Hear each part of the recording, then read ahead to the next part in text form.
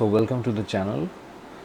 In this video we will discuss various science and technological developments, and this will be for the month of May, and this is the third part of the video.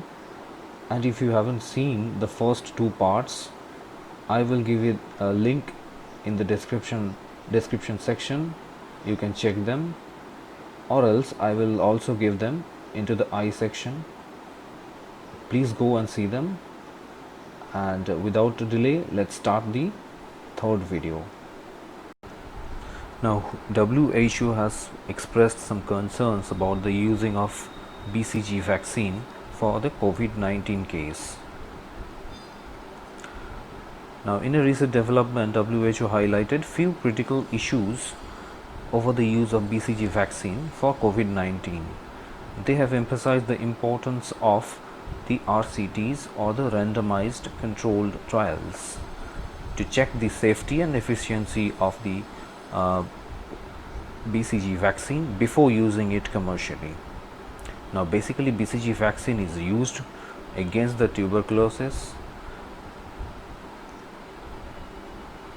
Now let's learn about RCTs, or randomized controlled trials. Basically RCTs are a type of experiment where there are two or more groups are divided.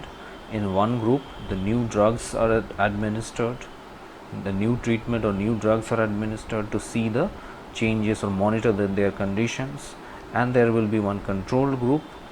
They will receive the existing drugs or the current standard treatment, and after that both of the groups are compared with each other, and then after the checking for the efficiency or efficacy of the first new drug, and it will be approved or not decided. So this is all about RCT. Now let's see the BCG vaccine. Now it is stand for Bacillus calmette and Guerin virus vaccine. This calmette and Guerin are the name of the scientists who developed the BCG vaccine, and Bacillus is the name of the bacteria, Mycobacterium bacillus, which is the TB bacteria, and it is popularly used against tuberculosis, and it is basically common in the countries of Asia and Africa, and some parts of the Europe also. So these the BCG vaccine is common in these countries. Basically these are developing countries or the least developed countries where the BCG vaccine is administered for the tuberculosis patients or leprosy patients. So it is one of the WHO's list of essential medicines. In this list of essential medicines of WHO, some other drugs are amoxicillin, albendazole, epinephrine, paracetamol, and some vitamin supplements are also there. And now this BCG vaccine, it is containing a weakened strain of tuberculosis bacteria in itself, and after administration of this BCG virus into the body, BCG vaccine into the body will develop an adaptive immune response. So there are basically two type of responses in our body. One is the innate immune response, one is the adaptive one. So BCG vaccine, it is believed that the BCG vaccine may also boost the innate immune system into the body. Now let's see what is the cytokine storm. Generally after the administration of inflammation into the body, that is to say when a pathogen or any foreign object or foreign microorganism enter into the body of a human, the cytokines are generated or they are triggered. They are basically inflammatory immunological proteins. They are generated or they are sent to the locations where the inflammation is taking place, and they are sent to fight off the infections or ward off the different cancerous developments.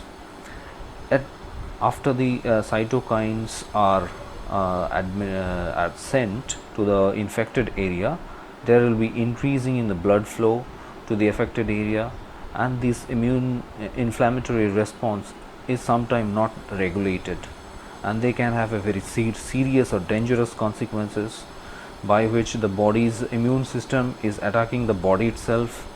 And this CSS or cytokine storm syndrome is characterized by overproduction of the immune cells.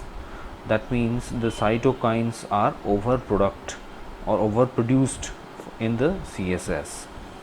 So it basically generates a cytokine storm which can occur due to an infection, autoimmune condition, on the body's immune system attacks the healthy cells by itself. The symptoms that include high fever, inflammation, redness, swelling, and severe fatigue, nausea, a severe immune reaction leading to the secretion of too many cytokines in the bloodstream, ultimately leading to sepsis. So sepsis is the situation which is very dangerous, where the body's immune system is attacking the body itself, and it is ultimately, it can cause to death also. Now, why the countries need to wait for the RCTs that is going on for the BCG vaccines? Because the vaccination programs are based on the population data rather than individual one. So once it is applied on a huge population, it is hard to detect that how the individuals are performing. So we need to wait for the individual data of the RCTs for it. Now, benefits of the BCG vaccine, which is administered at the time of birth, are unlikely to reduce the severity of the COVID-19, which is occurring in decades later. Now, subsequent administration of different vaccines later in life may have reduced the efficacy of BCG. Coronavirus induces the cytokine storm.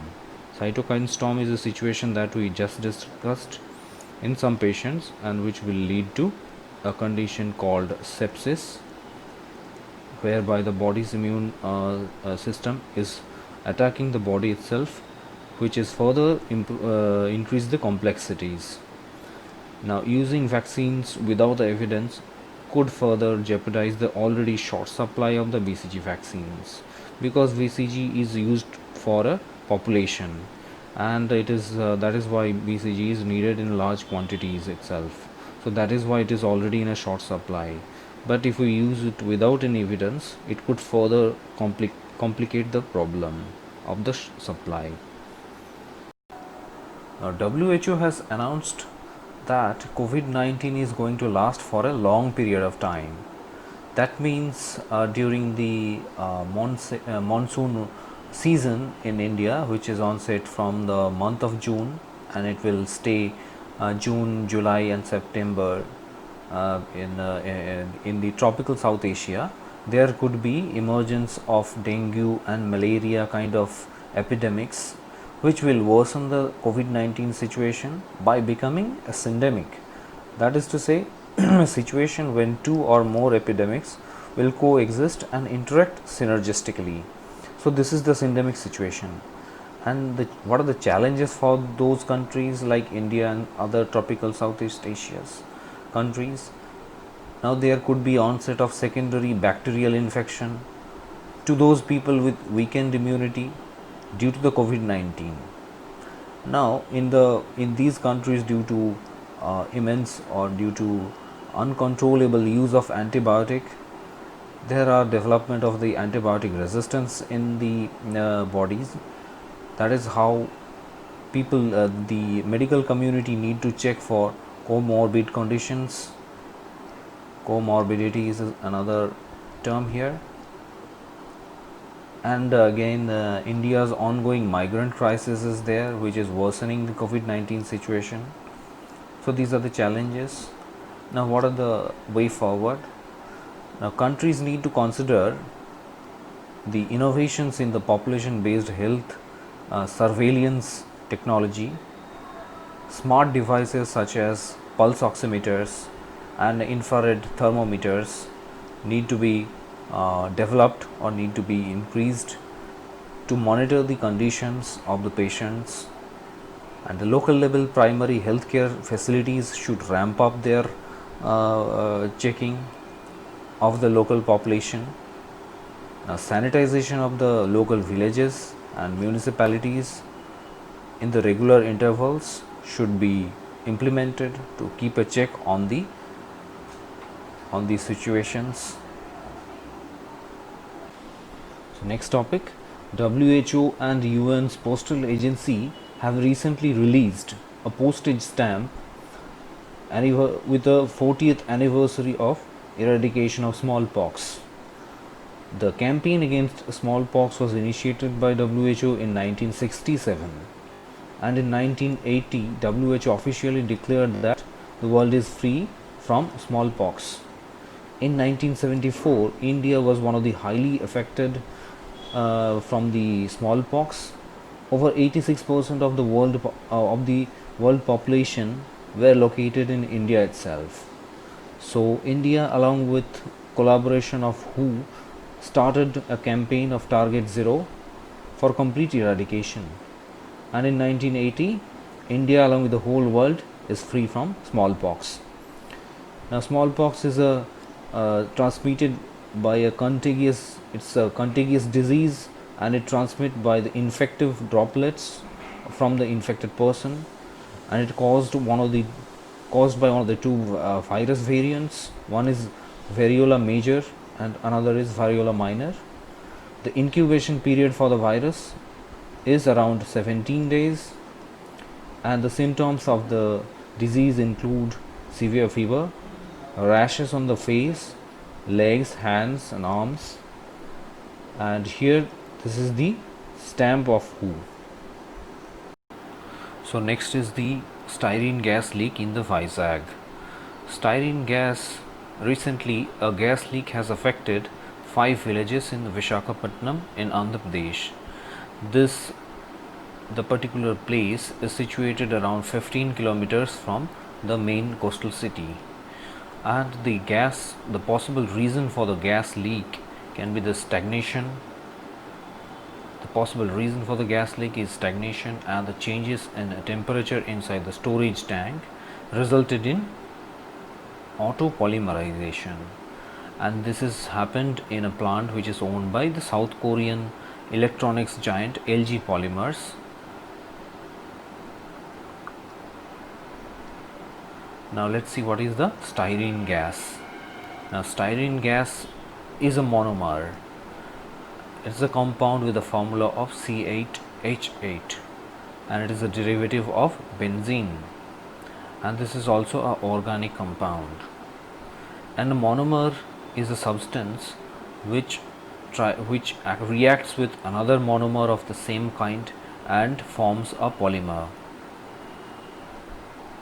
by which the polymers are nothing but long chain polymers. These are long chain organic compounds, and the styrene should be stored in the factories in the pressurized tanks, but it evaporates easily when escaped. But it is highly flammable, and the temperatures inside the tanks should be maintained under the 20 degrees Celsius. It is a very important this point. Now manufacturing of this styrene gas or styrene is required for the manufacturing of polystyrene plastics, now fiberglass, rubber, latex. Now these are also found in vehicle exhaust, cigarette smoke, and the natural foods like fruits and vegetables. Under the manufacture, storage and import of hazardous chemical rules of 1989, the styrene has been classified as a toxic and hazardous chemical. Now this is the disaster whereby the tanks are seen and the gases escaped as the tanks are exploded or the tanks are burst, and the styrene gases are exposed to the outer atmosphere. Now why the leak has happened? Now styrene gas has to be stored under this 20 degrees centigrade to keep it stable. Now temperature has to be continuously monitored to keep it under 20 degrees centigrade. Any exposure to light or heat may result in autopolymerization. Now, autopolymerization is a condition by which the monomers will, these are the monomers which will link with each other in autopolymerization, and thus they form a long chain of polymers like this. And these polymers are very long chain molecules, small organic compounds. And when this happens, the inhibitors have to be added to keep the styrene stable. Okay, so chemical compound inhibitors are nothing but the chemical compounds which will be added to monomers to prevent their autopolymerization reaction.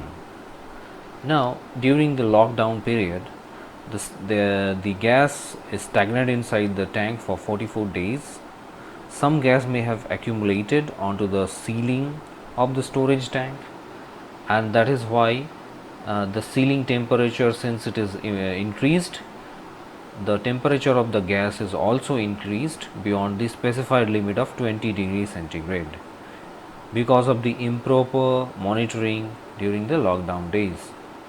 Thus, the autopolymerization reaction has begun inside the tank.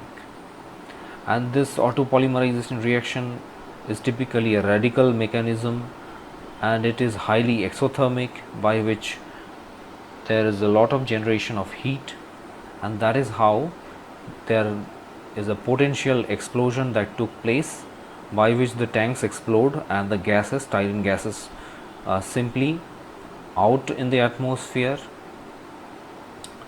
and this is how the gas has leaked. Now, what is the consequence, or what is the exposure to styrene? There are short-term exposure and long-term exposures. In short-term exposure, there are difficulty in respiratory problems, irritation in eyes, mucous membrane like in nose, and the gastrointestinal issues, nausea, headache, and fatigue, hearing loss, weakness, and difficulty in concentration. So these are short-term exposure that we have seen in the videos, in the news at that time. And what are the long-term exposure? Long-term exposure in the styrene environment will drastically affect the central nervous system, and it could lead to the cancer, depression, and increased risk of leukemia. Okay, so what are the laws regarding the various chemical accidents? Now we know that during the Bhopal gas tragedy, there was no specific industrial law which can govern the chemical accidents.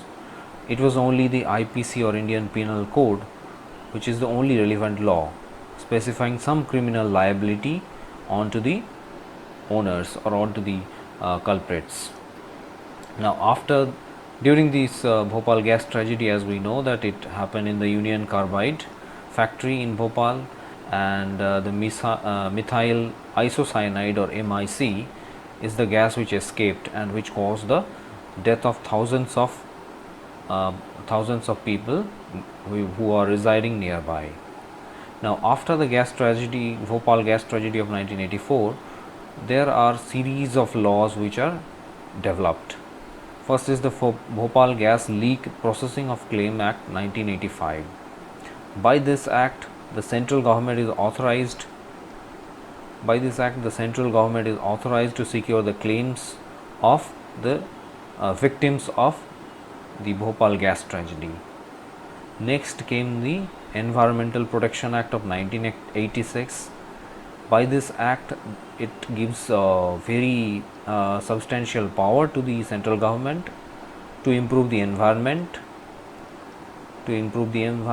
and it will also specify the standards and also inspect the industrial units. Then there is a Hazardous Waste Management Handling and Transboundary Movement Rules of 1989. By this, the industry is required to identify major accidental hazards. Basically, it is there to keep a check on the chemical accidents. Next is the manufacture, storage and import of hazardous chemical rules. So the importer must furnish the complete production safety information to the competent authority. So whoever is the company that imports the hazardous chemicals, they should they should apply proper safety measures by this act. And by this act also, the styrene gas is classified as a hazardous substance, hazardous and toxic substance. Then there is a Public Liability Insurance Act, by which there should be proper insurance or proper insurance disposal to the victims who are affected by the chemical accidents. Next is the Chemical Accident Emergency Planning, Preparedness and Response Rule 1996, and at last the National NGT Act of 2010.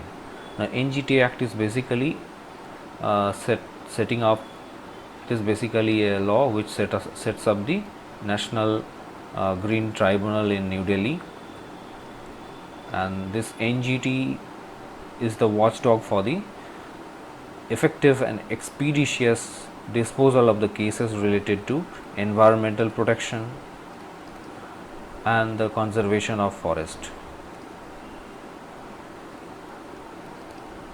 Okay, so what to do now? That means what is the way forward? The way forward is access to healthcare facilities. The first compensation should be given to the victims. Speedy disposal of the compensation should be given to the victims, so that the people have a faith in the healthcare systems. Now, develop in the safety culture. There is a need to adopt proper safety measures along with best international standards, and that is to say, we can plant trees around the periphery of the industrial units, or we can have some precautionary drills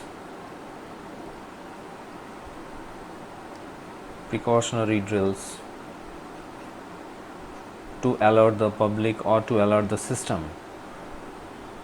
And there should be proper plant inspection according to the MICA procedure,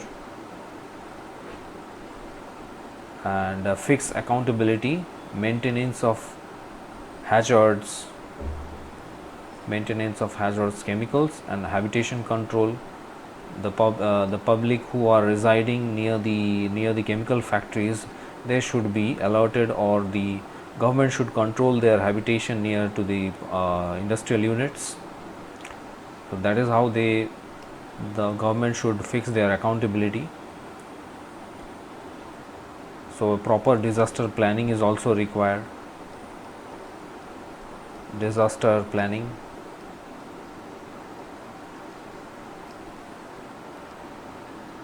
In this, the MICA stands for mechanical integrity and quality assurance.